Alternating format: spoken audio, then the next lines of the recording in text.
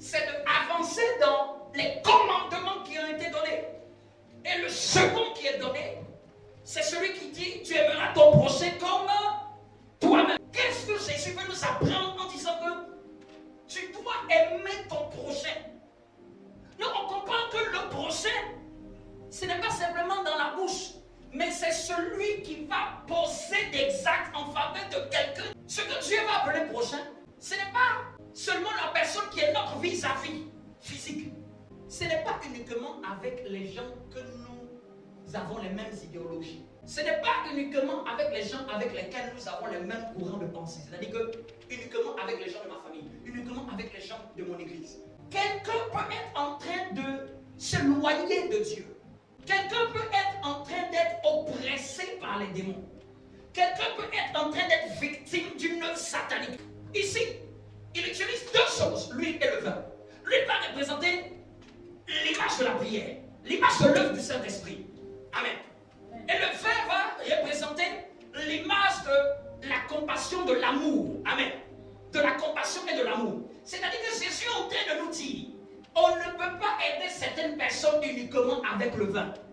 Et on ne peut pas aider certaines personnes uniquement avec l'huile. Il faut l'huile et il faut le vin. C'est-à-dire qu'il faut à la fois que tu aies porté cette personne dans la prière et il faut faire en sorte que tu aies de l'affection pour cette personne. Tu ne peux pas dire que tu pries seulement pour cette personne et que tu n'as pas aussi du vin à lui offrir. Tu ne peux pas dire que tu mets de l'huile seulement, Seigneur, je prie pour cette personne, Seigneur, j'intercède pour cette personne, mais que quand tu es en face de cette personne, tu n'as pas du vin à lui offrir, tu n'as pas de l'affection à lui démontrer, tu n'as pas d'intéressement à ce qu'elle vit. C'est plus facile d'aimer les gens qu'on connaît. Tu peux être le prochain par rapport au problème de quelqu'un. C'est-à-dire que si tu es la personne qui a assisté à l'événement, tu deviens pour Dieu la personne qui est censée être son prochain. En fait, dès que tu es au courant d'une situation, tu es sur la liste pour Dieu, pour être le futur prochain de cette personne. Donc dès que tu connais un cas, tu vois une scène, tu vois quelqu'un qui est dans le besoin. Ça peut être physique, mais ça peut être aussi spirituel. Ça peut être aussi émotionnel.